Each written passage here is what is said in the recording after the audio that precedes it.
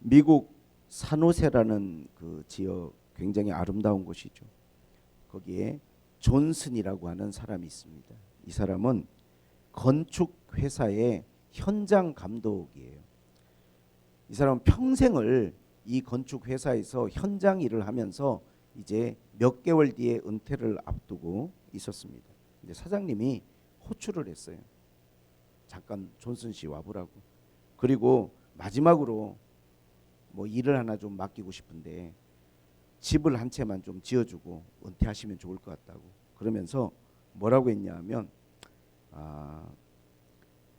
바닷가에다가 전망이 좋은 곳에 방 5개, 화장실 4개, 주차는 4대 할 수 있고 정원을 좀 아름답게 꾸미고 2층 집을 짓는데 대리석은 이태리재로 하시고 주방 가구나 이런 것들은 독일재로 최고급으로 그렇게 해서 2층에 바닷가에 아름다운 집을 정원까지 해서 좀 지어주고 은퇴하시면 좋겠다 했어요.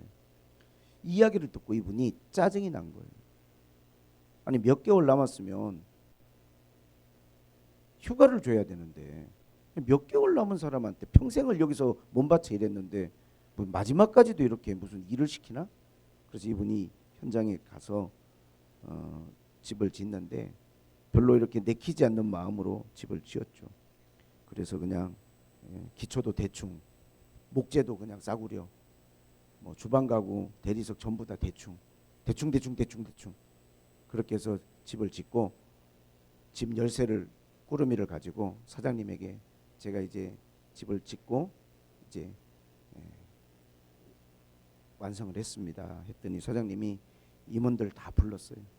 불러서 오늘 우리 존슨 씨가 평생 우리 회사에서 몸바쳐 현장에서 일하셨으니까 이 집을 선물로 은퇴 선물로 드리겠습니다 하고 다 열쇠를 다시 돌려줬대.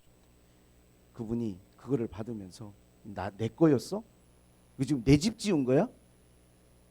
이걸 최고급으로 하라고 이야기했는데 자기 집인지도 모르고 엉망진창으로 지어가지고 땅을 치면서 후회했다는 그런 이야기가 있습니다.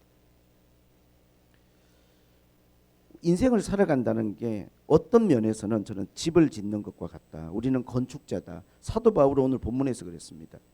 내게 주신 하나님 은혜를 따라 내가 지혜로운 건축자와 같이 터를 닦고 집을 짓는 것이죠.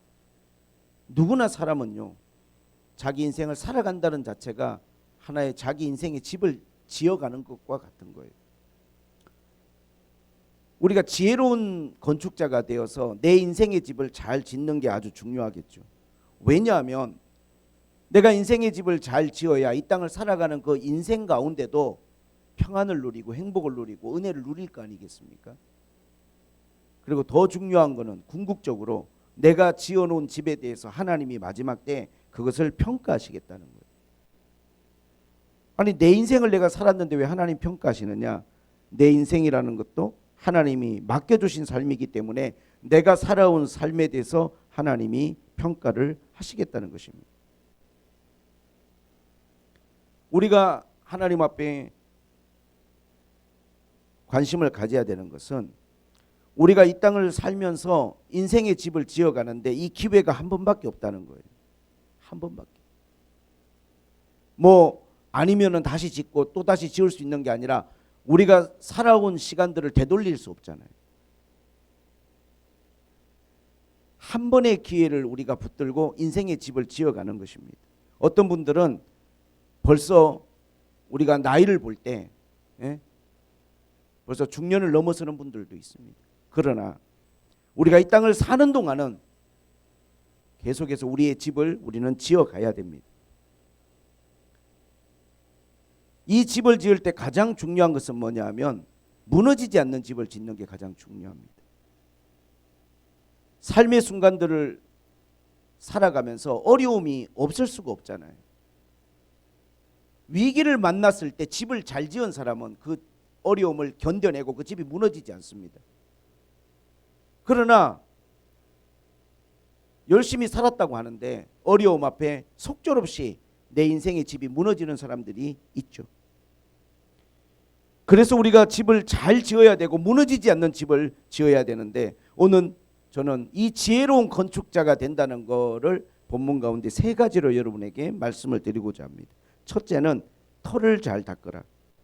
오늘 본문에도 나왔죠. 11절에 이 닦아둔 것 외에 능히 다른 털을 닦아둘 자가 없으니 이 털은 곧 예수 그리스도라 그랬어요. 사도 바울은 자기를 터 닦는 사람으로 소개했어요. 사도 바울은 집을 짓는 데 있어서 털을 중요하게 여기고 이 털을 닦는 데 공을 들인 사람이에요. 내가 닦아놓은 터 외에 다른 털을 닦지 말라는 거예요. 터는 이 터여야 된다는 거예요. 그래야 무너지지 않는다는 거예요. 그건 예수 그리스도. 예수 그리스도. 지혜로운 건축자는 절대로 아무데나 집을 세우지 않습니다. 그 집의 기초가 튼튼한지를 반드시 살핍니다. 우리가 만약에 집을 짓는데 땅을 파고 들어갈 때 모래 위에다 집을 짓는 사람은 없지 않겠습니까? 모래 위에다 집을 지어놓으면 비가 오고 바람이 불면 그게 견뎌내겠어요, 무게를?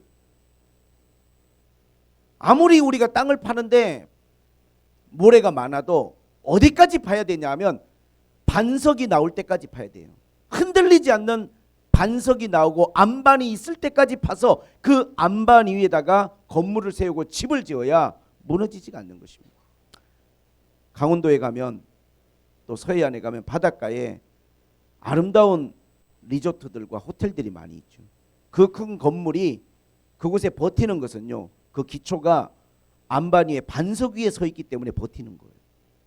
반석 위에 서 있으면요, 아무리 바람이 불고 아무리 비바람이 몰아쳐도 그것이 반석 위에 세워져 있기 때문에 무너지지 않습니다. 많은 사람들은 눈으로 보기에 화려한 삶을 살아요. 성공한 것 같고 또 행복한 것 같고 많은 것을 소유한 것처럼 보이는데 문제는 그 사람의 기초가, 그 사람의 삶의 터전이 반석이 아니고 모래 위라는 거예요. 그래서 우리의 눈으로 보기에는 그 사람이 많은 것을 가지고 누리고 사는 것 같지만 그 사람의 마음속에는 흔들림이 있습니다. 계속 흔들려요. 왜? 예수 그리스도 위에 서 있는 삶이 아니니까. 주님 위에 세워지지 않은 모든 인생은 흔들릴 수밖에 없어요. 특히나 우리가 요즘에는 건강의 문제가 좀 심각하고 또 주변에 보면 암에 걸리신 분들도 많이 있고, 그런데 그런 것도 인생의 하나의 위기라고 할 수 있다면, 내가 예를 들어서 많은 것을 이루었는데 갑자기 몸이 아프면요, 마음이 흔들리죠. 마음이 흔들리는 거예요. 저는 최근에 꽤 많은 부를 이루신 어떤 집사님과 이야기를 나누는데 마음이 많이 흔들리시더라고요. 아무리 우리가 인생을 살아가면서 성공한 것 같고 많은 걸 가진 것 같아도 내 이 삶의 기초가 예수 그리스도가 아니면 흔들리는 것이죠. 정말 예수 그리스도에 대한 온전한 믿음을 가지고 살아가는 사람은요, 자기의 모든 삶을 하나님께 맡길 수가 있는 것이죠. 그래서 지혜로운 건축자는 이 터를 잘 닦아야 됩니다. 마태복음 7장 24절 27절에도 보니까 모래 위에 집을 지으면 결국은 무너진다고 그랬어요. 어떤 사람도 모래 위에 집을 짓지 않는 것처럼 나와 여러분들이 예수 그리스도라는 그 우리의 구원자, 믿음의 주여 온전케 하시는 예수 그리스도에 대한 믿음 위에 여러분들의 집을 세우시기를 주님의 이름으로 축복을 드립니다. 두 번째는 여기 보니까 그렇게 이야기를 합니다. 우리가 10절에 보면 내가 주신 은혜를 따라 내가 지혜로운 건축자같이 터를 닦아두매 다른 이가 그 위에 세우나 그러나 각각 어떻게 그 위에 세울까를 조심하라는 거예요. 예수 그리스도라는 우리가 터 위에 집을 세우더라도 어떻게 세울지를 조심해야 돼요. 우리가 인생을 살아가면서 지혜로운 건축자는요, 조심해서 세웁니다. 인생은 아무렇게나 살지 않아요. 뭘 하나 결정하든 뭘 하나 선택하든 굉장히 그것에 대해서 신중하고 또 하나님의 말씀과 하나님의 뜻을 우리가 구하고 순종하는 마음으로 우리가 집을 짓습니다. 설계도대로 해야 되는 거예요. 최근에 부실공사가 너무 많습니다. 지난 4월 달에 검단의 신도시 아파트 신축 현장에 주차장이 붕괴가 됐습니다. 이게 얼마나 큰 아파트인 줄 아세요? 다행스러운 것은 짓다가 무너졌길래 다행이지 인명피해가 없어요. 그런데 이 검단 아파트가 LH가 시행사고 GS가 시공사입니다. 공기업과 대기업이 만나서 대규모 아파트를 짓는데 감리 비용만 124억이 들었어요. 근데 왜 무너졌느냐? 조사를 해보니까 기둥에 들어가야 될 철근이 턱없이 부족하게 철근을 집어넣고 기둥을 세우는데 버틸 수도 없도록 기둥을 세워놓은 거예요. 철근이 턱없이 부족해. 그리고 콘크리트 강도가 30%나 함량 미달이에요. 만약에 거기 사람들이 입주해서 살다가 무너졌으면 어떻게 됐겠습니까? 이걸 건물이라고 지어 올리다가 그게 그냥 짓는 중에 하중을 못 견디고 지하 주차장이 붕괴가 됐어요. 그거 다 무너뜨려야 되는 거예요. 아무리 많은 돈을 들여가지고 아무리 쌓아 올렸다 할지라도 그런 집에 들어갈 사람은 없습니다. 무너지는 거죠. 왜? 바로 설계도대로 하지 않아서 그런 거예요. 설계도대로. 우리나라에서 1995년 6월 달에 삼풍백화점이 무너졌죠. 1,500명 정도의 사상자가 났는데 500명 이상이 죽었어요. 죽은 사람만. 4층짜리 건물이 그냥 무너졌습니다. 왜 무너졌느냐? 이거 부자들의 백화점. 강남에 있는 부자들이 가는 백화점 아닙니까? 그런데 원래 4층짜리 백화점인데 무리하게 5층 증축을 했어요. 증축을 하면서 설계를 변경을 한 거예요. 결국은요. 하중을 이기지 못하고 무게를 이기지 못하고 위에서부터 그냥 그대로 그냥 무너져 버린 거예요. 그 안에서 쇼핑하던 사람들이 500명 넘게 죽었습니다. 저는 이것이 그냥 단지 건물의 문제가 아니고 우리 인생도 그와 같다고 생각합니다. 내가 인생을 50년, 60년, 70년 내가 노력하고 살았는데 그 인생이 하루아침에 무너져 내릴 수 있다는 것을 우리가 알아야 돼요. 하나님 인정하시지도 않고 세상에서도 내가 보람있게 살지 못한 정말 아무런 의미 없는 인생으로 무너지는 인생으로 인생이 끝날 수 있다는 것이죠. 그래서 사도 바울은 말합니다. 지혜로운 건축자와 같이 반석 위에 집을 세우고 그 다음에 조심해서 이 집을 올리라는 거예요. 세워가라는 거예요. 이것은 우리가 설계도대로 해야 된다는 거예요. 설계도대로. 우리가 설계도대로 집을 짓는다는 게 중요하죠. 그게 바로 우리가 예수 그리스도를 믿었으면 그 다음에는 예수님의 말씀대로 사는 게 중요하다는 거예요. 마태복음 7장이 그렇게 이야기합니다. 그러므로 누구든지 나의 이 말을 듣고 행하는 자는 그 집을 반석 위에 지은 지혜로운 사람 같으리니 비가 내리고 창수가 나고 바람이 불어 그 집에 부딪히되 무너지지 아니하나니 이는 그 주초를 반석 위에 놓은 까닭이고 나의 이 말을 듣고 행하지 않는 자는 그 집을 모래 위에 지은 어리석은 사람 같으리니 비가 내리고 창수가 나고 바람이 불어 그 집에 부딪힘에 무너져 그 무너짐이 심하리라 그랬어요. 주님의 말씀을 듣고 행하는 사람은요 반석 위에 집을 지혜롭게 지은 사람과 같은 거예요. 우리가 이 땅을 살아갈 때 예수 그리스도를 믿는 것만이 아니라 그분의 말씀대로 순종하고 살아가려고 항상 노력해야 됩니다. 주님의 말씀은 성경에 너무 잘 기록되어 있죠. 그중에 저는 여러분들에게 그런 말씀을 드리고 싶어요. 주님의 말씀의 가장 중요한 핵심은 사랑하라는 거예요. 사랑으로 살아야 돼요. 사랑으로. 그렇게 살아가는 인생은요 나중에도 후회하지 않습니다. 할 수만 있으면 모든 사람을 사랑하십시오. 그러나 여러분 가까운 데 하나님이 주신 사람들을 더 많이 사랑하십시오. 사랑해야 되는 거예요. 사랑의 마음으로 살아야 됩니다. 내 마음 속에 미움이나 분노나 원망이나 불평을 가지고 살아가는 삶이 아니라 사랑이나 감사로 살아가는 인생이 돼야 돼요.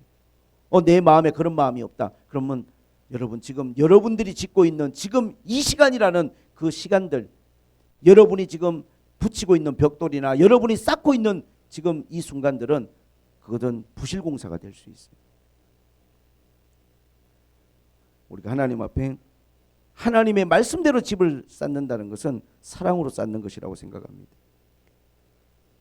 그리고 저는 그런 말씀을 드리고 싶습니다. 영혼 구원에 우리가 힘쓰라 말씀을 드리고 싶습니다. 주님은 그러셨어요. 땅끝까지 가서 복음을 전하라고. 이게 주님의 마지막 명령입니다. 영혼을 구원하라고. 이번에 우리나라에서는 이번 한 주간 동안 많은 참사가 있었습니다. 아까운 생명들. 저는요, 처음에는 슬펐어요. 꼭 내 자식처럼 느껴졌어요. 진짜 마음이 애린데, 나도 그런데 그 부모는 어떻겠어? 그 해병대 간, 우리도 군대 지금 3년이나 가 있잖아요. 그러니까 더 마음에 막 감정이입이 돼가지고 막 집에서 제가 화를 냈다니까요. 너무 속상해서. 그 외동아들이라는데, 시험관으로 났다는데, 아버지는 소방관이고.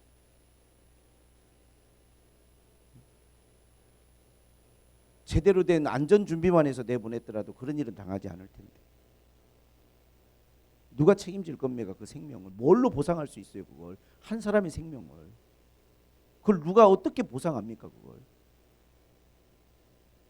그리고 초등학교 교사 23살인가 돼서 우리 또 초등학교 선생님이 계시니까 또 감정이입이 돼가지고 막 내가 울컥해가지고 너무 속상합니다. 이렇게 교육의 현장이 힘들고, 이렇게 진짜 교사들이 정말 정신적인 이 고통을 당하고 있구나 싶은 게, 얼마나 그 친구가 힘들었으면. 그런 마음이 드니까 막 처음에는 슬프다가 나중에 이제 막 화가 나는 거예요. 분노가 치밀어 막. 그런가 하면 이번에 오송 지하차도에서 많은 사람들이 죽었죠.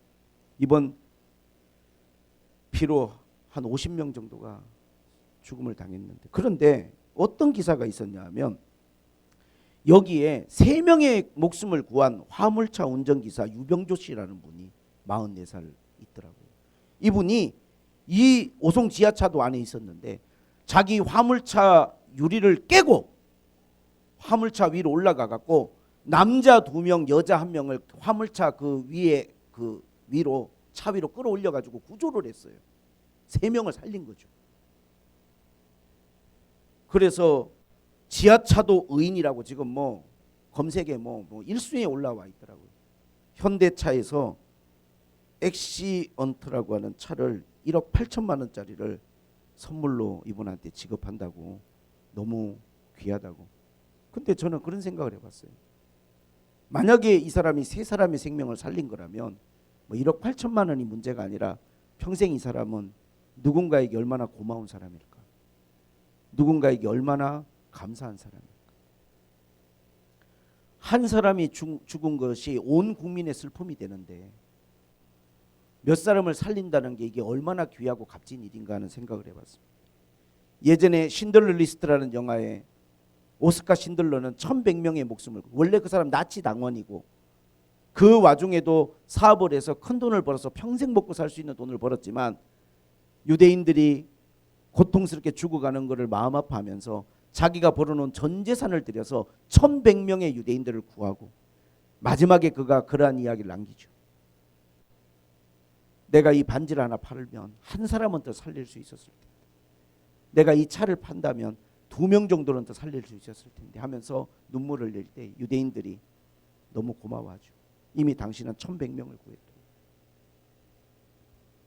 저는 그런 생각을 합니다. 인생을 살아가면서 자기를 위해서만 열심히 달리고 살아가는 사람이 있고 남을 살리는데 마음을 쏟는 사람이 있다고 생각합니다. 그런 찬송이 있잖아요. 물 건너 생명줄 던지어라. 네 형제의 물속에 빠져간다. 생명줄 던져, 생명줄 던져. 누가 저 영혼을 구원하랴. 제가 가지고 있는 목사로서의 자부심이 있다면 예수 그리스도를 전하고 복음을 전하고 한 사람이라도 살릴 수만 있다면 결코 내가 살아온 인생이 헛되지 않을 거라고 저는 확신합니다. 거기에 어떤 희생이 들어가고 거기에 어떤 수고가 들어가고 거기에 어떤 대가가 지불되더라도 영혼을 살리고 사람을 구할 수만 있다면 저는 그 길을 택하고 싶습니다. 영광스럽게 살고 싶어. 그리고 성도들의 삶의 결정도 전 중요한 것 같아요. 이번에 오송 지하차도 보니까 판단 자체가 안 돼요. 이게 누가 거기서 그런 일을 당할 줄 알았겠습니까? 근데 신기한 거는 차가 진입하다가 갑자기 위험을 감지하고, 죽음을 감지한 게 아니라 위험을 감지한 정도, 위험을 감지했어. 바로 막 클락션 울리면서 빠꾸 뒤로 빽빽빽 해가지고 나온 사람이 있어요. 그 사람 때문에 뒷차들을 같이 살았고, 그리고 어떤 분들은 보니까 아예 그냥 일찌감치 차를 버리고 막 순식간에 물이 밀어닥치는데 부부가 막 난간 잡고 막 거기서 탈출한. 사람이 그 순간의 판단과 선택이 삶과 죽음을 가르잖아요. 신앙생활이란 건 여러분 삶과 죽음의 문제라고 저는 생각합니다. 우리가 하나님 앞에서 이거는 나의 구원의 문제고 내 영혼의 문제입니다. 여러분 어떻게 인생을 살기를 원하십니까? 저는 선택하고 결정했어요. 예수 그리스도를 믿음으로 살아가기로. 그분이 내 삶의 기초가 되고 반석이 되고 내가 어떤 가운데 처하더라도 예수님 위에 살아가기로 저는 마음을 정했습니다. 그리고 또한 정한 것이 있다면 사람을 살리는 일을 해야겠다. 사람을 살리는 일을 해야겠다. 한 영혼이라도 구원하고 한 사람이라도 살리는 일을 해야겠다. 왜? 세상에서도 그런 사람을 의인이라고 하고 세상에서도 그런 사람에게 작은 보상을 주는데 우리가 하나님 앞에 갔을 때 하나님이 우리를 뭐라고 이야기하실까요? 내가 영혼을 구원하고 다른 사람을 살리는데 내가 마음을 쏟고 살았다면 그 삶을 주님이 어떻게 평가하실까요? 잘하였다. 착하고 충성된 종아. 네가 이 땅에서 작은 일에 충성하였으니 내가 큰 것으로 너에게 보상하고 갚아주리라 하지 않겠습니까? 우리가 돈을 벌든 공부를 하든 뭘 하든지 간에 내가 하는 노력과 수고가 누군가를 살리는 일이 돼야 되고 누군가를 구원하는 일이 된다면 우리의 삶은 결코 헛되지 않다고 저는 확신합니다. 그러므로 우리가 예수 그리스도를 믿음으로 살아갈 때 어떻게 살아갈 것인지를 잘 생각해서 조심스럽게 우리가 인생의 선택과 인생의 길을 우리가 결정해야 됩니다. 우리가 하나님 앞에 이러한 복된 삶이 되었으면 좋겠습니다. 그리고 마지막으로 세 번째 보니까 오늘 본문에서 뭐라고 이야기합니까? 만일 누구든지 금이나 은이나 보석이나 나무나 풀이나 지푸로 이 터 위에 세우면 사람의 공적이 나타날 터인데 그날이 공적을 밝히리니 이는 불로 나타내고 그 불이 각 사람의 공적이 어떠한 것을 시험할 것임이라. 만일 누구든지 그 위에 세운 공적이 그대로 있으면 상을 받고 누구든지 공적이 불타면 해를 받으리니 그러나 자신은 구원을 받되 불 가운데서 받은 것과 같으리라. 아멘. 사람은요 집을 지을 때 우리가 설계도대로 짓고 그리고 각자가 거기에 인테리어를 합니다. 어떤 사람은 금이나 은이나 보석으로 그리고 나무나 집이나 풀로 다 인테리어를 하는 거예요. 근데 이거에 대해서 그냥 나중에 하나님께서 다 공적을 이 모든 내 수고와 노력에 대해서 하나님이 이거를 평가하시겠다는 거예요. 불로써. 그래서 남는 게 있고 없어져 버리는 게 있어요. 남는 건 뭐가 남냐? 금이나 은이나 보석으로 지은 것은 남아요. 그러면 금이나 은이나 보석이란 게 뭡니까? 요한계시록 3장 18절에 라오디게아 교회 주님 그런 말씀하십니다. 내가 너를 권하노니 내게서 불로 연단한 금을 사서 부요하게 하고, 이렇게 말씀하십니다. 라오디게아 교회는요 미지근한 교회예요. 미지근한 교회. 하나님 보시기에 차지도 않고 뜨겁지도 않고 이것도 아니고 저것도 아닌 미지근한 교회. 근데 그 교회 주님이 주신 처방전이 뭐냐면 불로써 연단한 금을 사라는 거예요. 여러분 금이라는 것이 있죠. 근데 이게 불로 연단한 금이란 건 뭐냐면 이거는 순금을 말하는 것이고 빛나는 금을 말하는 거예요. 금을 불로 연단해 버리면요 모든 찌꺼기와 불순물이 빠진 아주 순도 99.9%의 순금이 나오는 거예요. 신앙은요, 짬뽕이면 안 돼요. 교회 오면은 믿음의 사람이고 찬송 부르고, 세상 나가면 세상에서 그냥 욕도 하고 죄도 짓고, 교회 오면 집사님이고 장로님이고 심지어 목사님이고, 세상에 나가면은 몰래 하나님이 원하지 않는 것도 하고, 그렇게 살아가는 삶은, 그것은 믿음이 아닙니다. 라오디게아 신앙은요, 미지근한 신앙입니다. 차지도 않고 뜨겁지도 않은 신앙입니다.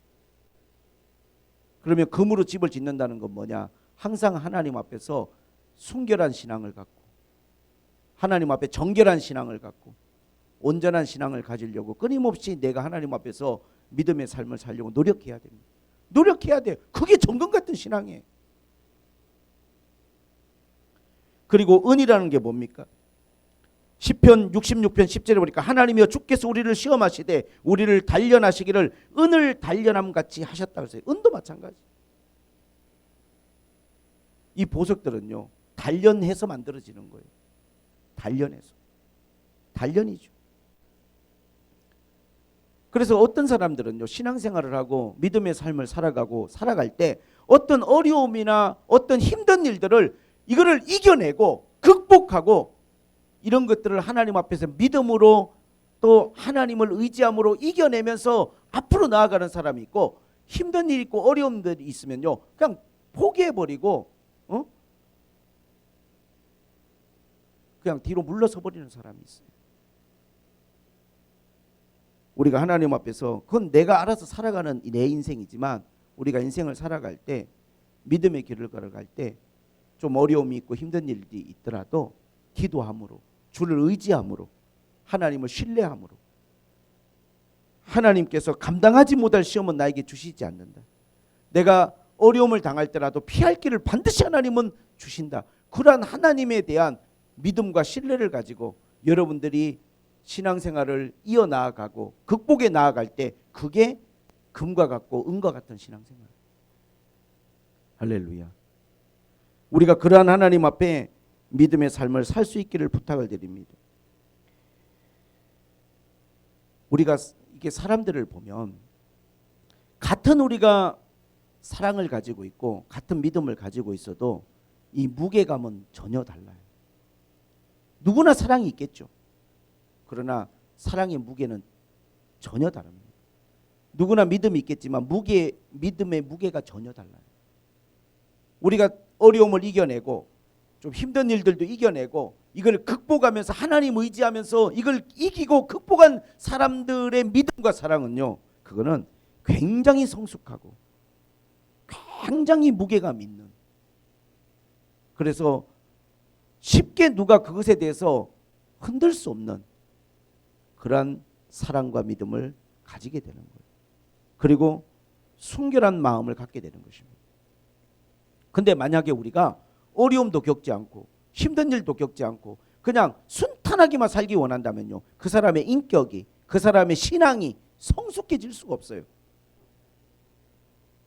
그러므로 금이나 은이나 보석으로 내 인생의 집을 짓는다는 것은 힘들고 어려운 일들을 외면하고 회피하고 요리조리 피해 다니면서 그렇게 살아간다는 게 아니라, 나에게 다가오는 어려움이나 힘든 일들이 있더라도 이거를 믿음으로, 주를 의지함으로, 기도함으로 이겨내기도 하고 극복하기도 하고 인내하기도 하고, 그렇게 여러분들이 살아가면 어느 순간 여러분들의 모습이, 여러분이 지어놓은 집이 하나님 보시기에 빛나고 아름다운 집이 되고, 또 여러분도 여러분의 삶에 대해서 하나님 앞에 칭찬받고 보상받는 삶이 될 것을 저는 믿습니다.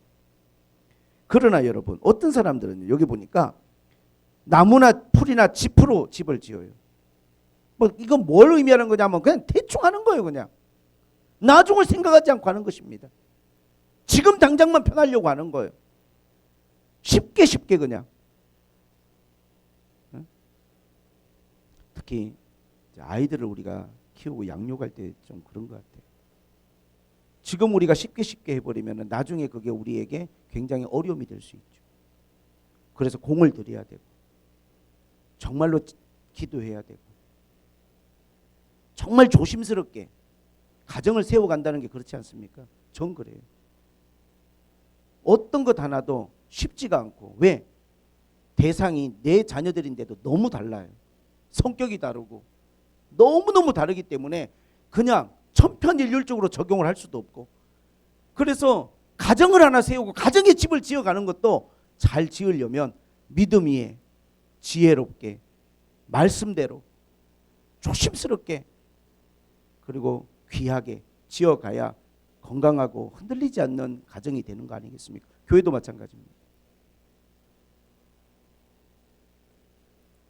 이런 우리가 하나님 앞에 정말 집을 짓는 건축자의 마음으로 나에게 맡겨주신 내 삶을 하나님 앞에 지어갈 때 저는 그 삶이 하나님 앞에 복된 삶이라 그렇게 말씀을 드리고 싶습니다. 할렐루야.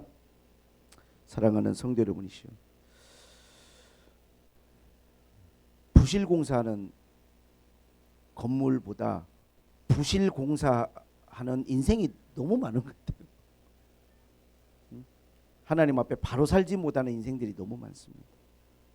나중에 그 무너짐이 심할 것이고 땅을 치면서 후회할 일들이 있겠지만 그것은 한 번뿐인 기회이기 때문에 돌이킬 수 없습니다.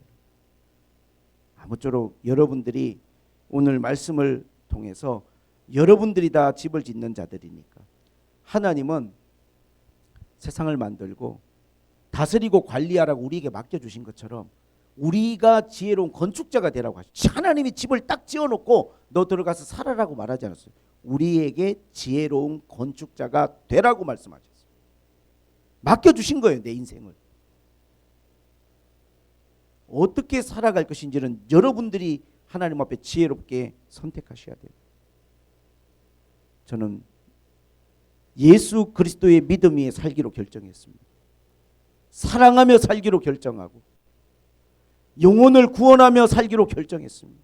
이게 내가 내 인생의 집을 지어가는 방식입니다.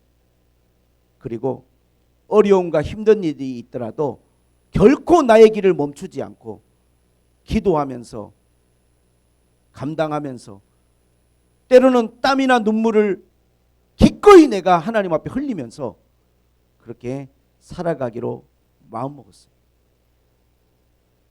왜냐하면 한 번뿐이니까. 저는 그 하나님의 말씀을 믿고 그 하나님의 말씀을 의지하고 그 하나님의 말씀을 붙들고 그렇게 살기로 마음을 먹었어요. 그리고 나니까 마음이 너무 행복해. 그러고 나니까 모든 것들이 너무 깨끗해요. 복잡하지 않아요. 사랑하는 성도들의 삶에 하나님의 놀라운 은혜가 있기를 축복합니다. 하나님 아버지, 오늘 예배 가운데 기름 부어주시고 우리 모두가 다 지혜로운 건축자가 될 수 있도록 하나님께서 우리에게 은혜를 베풀어 주옵소서. 한 사람을 살리는 것이 세상을 구하는 것과 같다는 그러한 위대한 말처럼 오늘 한 사람의 생명을 하나님 우리가 바라보면서 같이 가슴 아파하고 마음 아파하고 눈물을 흘릴 수밖에 없는 이 하나님 모습처럼 만약에 나의 기도를 통하여 나의 수고를 통하여 눈물을 통하여 한 영혼이라도 구원될 수 있고 이 샘물결 교회를 통하여 이 땅 가운데 또 저 멀리 있는 베트남 땅 가운데 영혼을 살릴 수만 있다면 우리의 인생이 헛되지 않을 것을 확신합니다. 이 일을 위해서 함께 일하고 기도하고 한 마음으로 수고한 우리 샘물결 교회와 성도들을 기억해 주시고 하나님 저희들을 축복하여 주옵소서. 예수님의 이름으로 기도하옵나이다. 아멘.